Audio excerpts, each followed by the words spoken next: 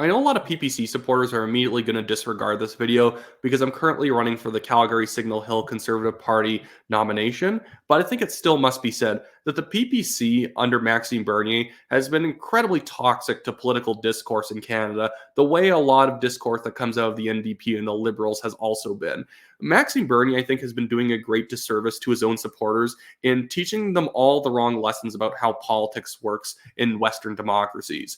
You see, and this is probably not going to become as a great shock to many people. If you're ever going to govern a country, it's likely going to be within a very broad-based party that brings a lot of different factions together in order to achieve common interests. The PPC is selling what I think is the dishonest populist dream that if you are hardcore enough about the policies that you believe in and you basically call everyone else phony and is somehow corrupt if they don't believe in you, that you'll be able to somehow muscle your way through to victory in order to win seats and be able to advocate for your policies in Parliament.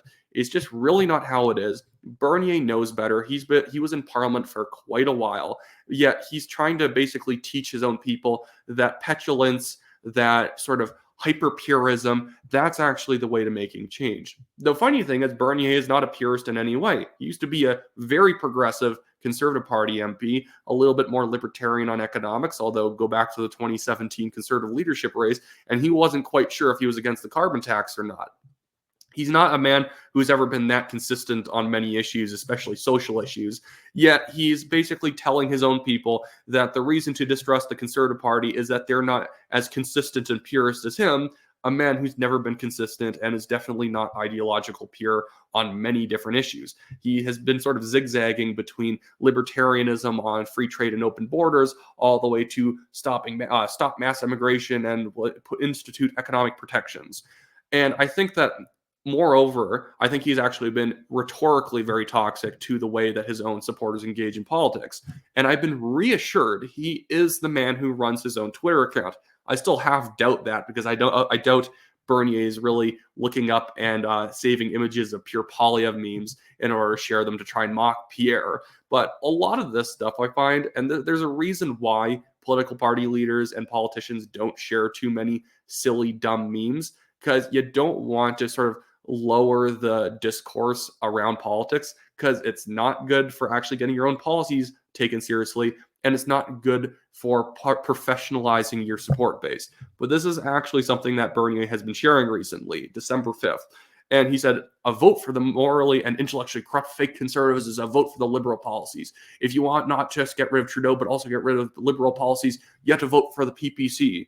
And it's like the idea that Pierre Poilievre and Justin Trudeau are the same guy is patently absurd. Yes, if you really dig, you can find a couple areas of policy where maybe the Liberals and Conservatives kind of agree, but you'd really have to squint hard. Even the NDP and the Liberals really don't agree with each other on that many issues. They agree with each other in terms of the general aim, but in terms of the scope and the methods of their policies, they're very different. And if you throw the Greens in there and some other smaller parties, most of the parties exist for a real reason. And I'm going to say the PPC exists on certain issues that, they're separate from the Conservatives on some issues, and they're definitely separate from the Liberals on many issues.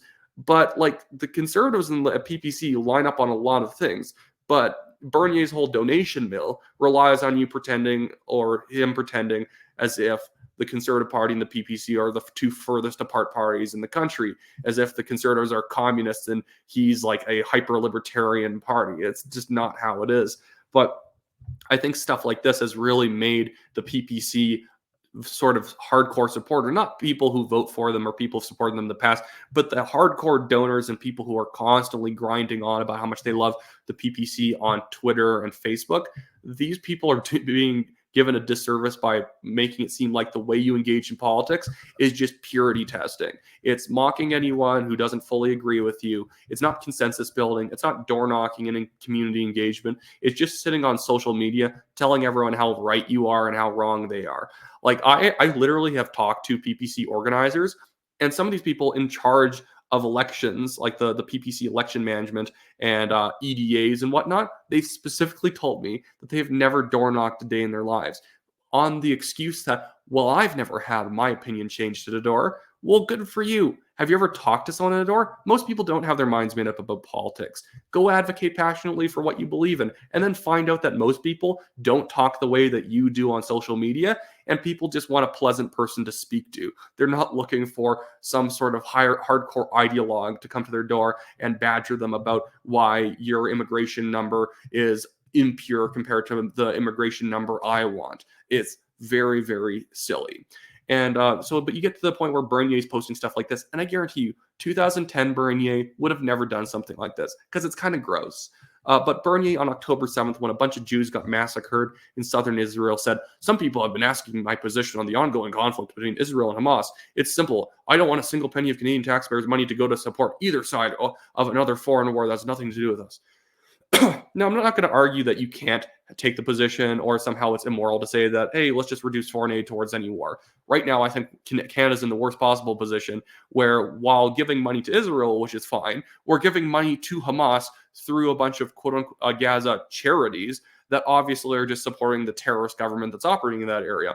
So Bernier can take his position, whatever position he wants on foreign aid, but this idea that even caring that a bunch of people were massacred by a terrorist group overseas would somehow make him a less of a purist Canadian patriot is, I think, a fairly disgusting position to take. It's a very trendy populist position to say that if you care about any country at all outside of our borders, well, then you're somehow not sufficiently patriotic and you're somehow, operating on behalf of the interests of a foreign regime. I really like the country of Georgia. I don't think it's made me dislike Canada at all.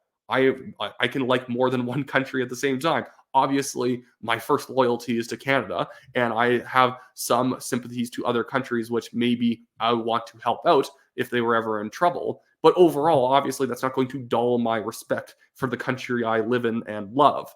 That's completely ridiculous. But Bernier is basically setting up these traps. And I think they're silly traps. I think they're backfiring on him. But he's setting up these traps so that, well, if anyone else starts caring about Israel, well, then I can accuse you of not caring about Canada. It's a disgusting take, and it's starting to border a little bit on the anti-Semitic when you actually read some of what his supporters say about people who at all have sympathies towards Israel. But this is what you get with, and also I think that the PPC has gotten their own supporters to also start assuming that certain issues that they run on are like the only issues in Canada. Here's their candidate for Durham, who's up against Jamil Javani, the conservative candidate, who's actually a fantastic candidate, very solid fiscal and social conservative. I 100% would vote for him if I was in the riding. But you have this Patricia Collins lady, who I'm not saying she's a bad person anyway, not like far from it, but she's like pushing like this stuff, and it's December 5th, pushing, it's simple, axe the vax. Well, okay, sorry, one also, too, aren't you guys supposed to be libertarians? Aren't people supposed to be allowed to do what they want with their bodies when it comes to medication? Yet, for some reason, we have to axe the vax. I don't know what that means. And also, lady, it's December of 2023. There's no mandates. If there is a mandate, fight against that specific one. But this is not an issue to be still stumping on. But PPC leadership has made it seem like the only issues that matter are COVID-era issues, immigration, and, like, not getting involved in foreign policy or gender theory, which the Conservative Party is against now. Well, so what's their deal? But they're going to say they're not sufficiently against gender theory. They'll never be able to say how. They're just going to say that they haven't yelled enough about the issue. And that's also the problem with the PPC. They've basically convinced their supporters that noise on an issue basically reflects seriousness on an issue.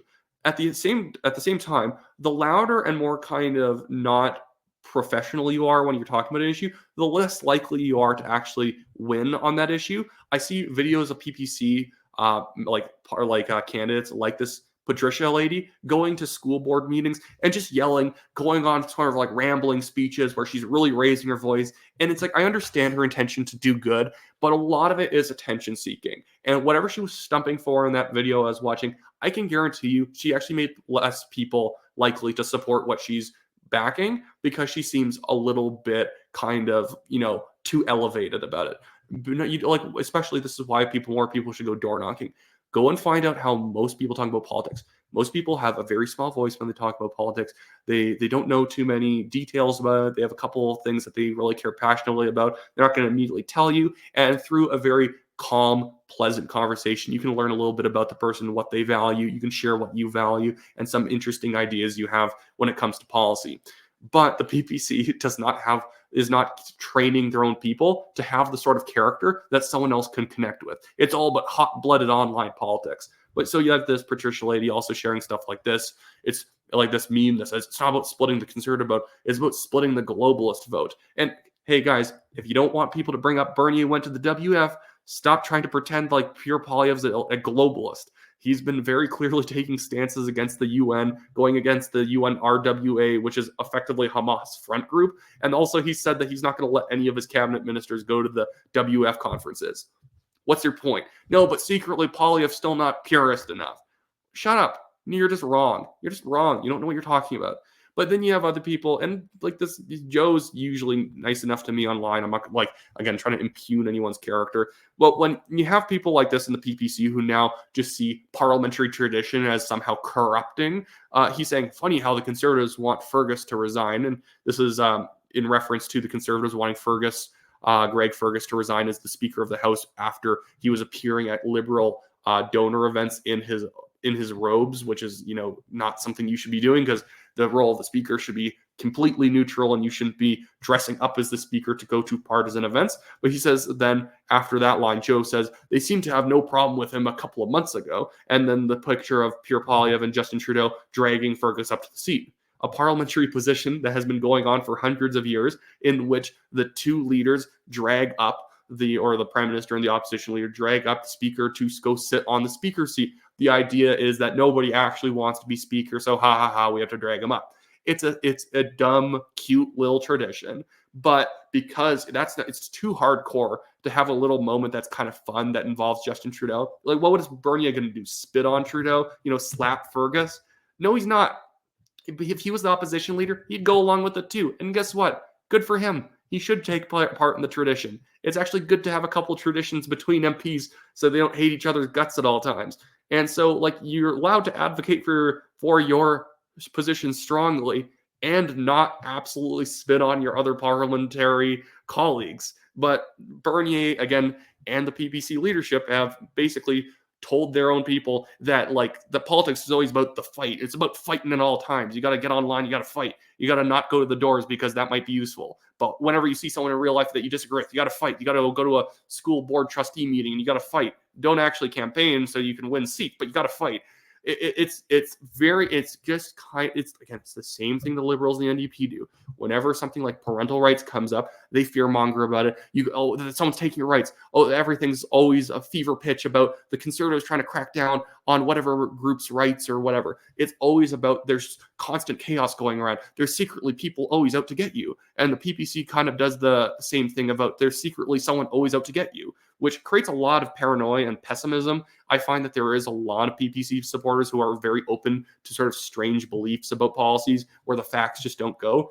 I don't like a lot of liberal policies, but I always find that a PPC sort of influencer's take on the policy is the least useful one in arguing against it. There's usually the most simple way of arguing against the policy is the best way to do so.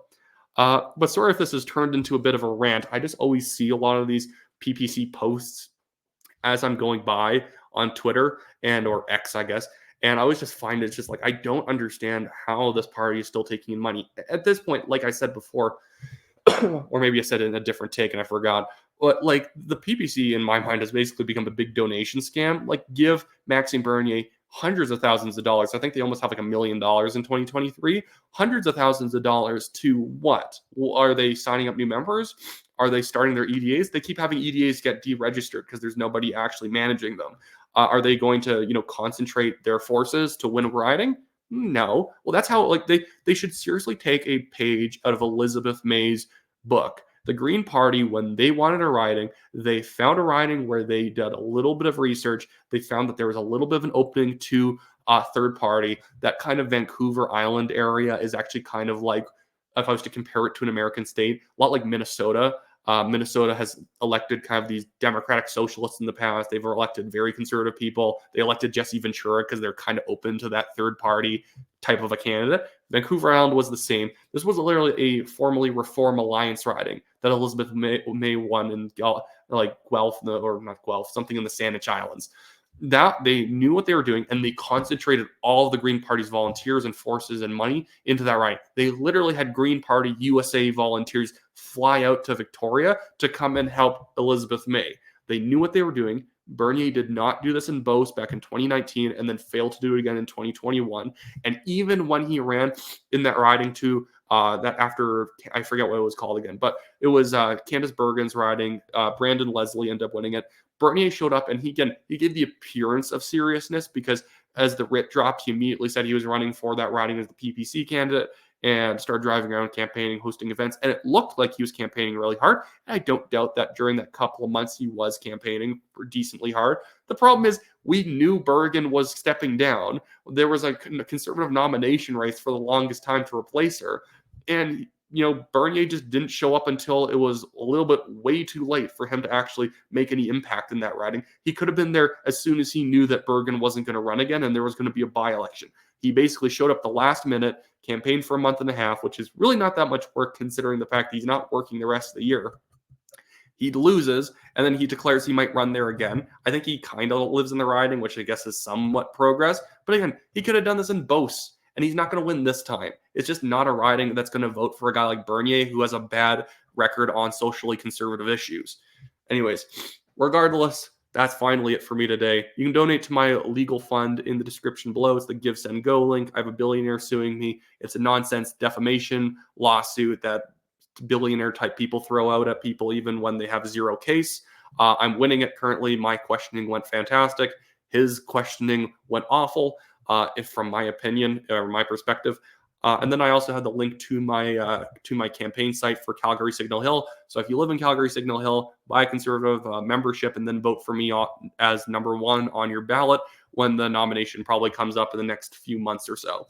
Other than that, I'll see everyone in the next video. I really didn't expect this video to go on past 17 minutes, but I don't know. Once you wind me up, I start ranting. No, ranting, I guess. But now I'm starting to talk to myself about whether or not I'm ranting or rambling. I'd say rambling. Anyways, now I'm finally actually going to end the video. Bye.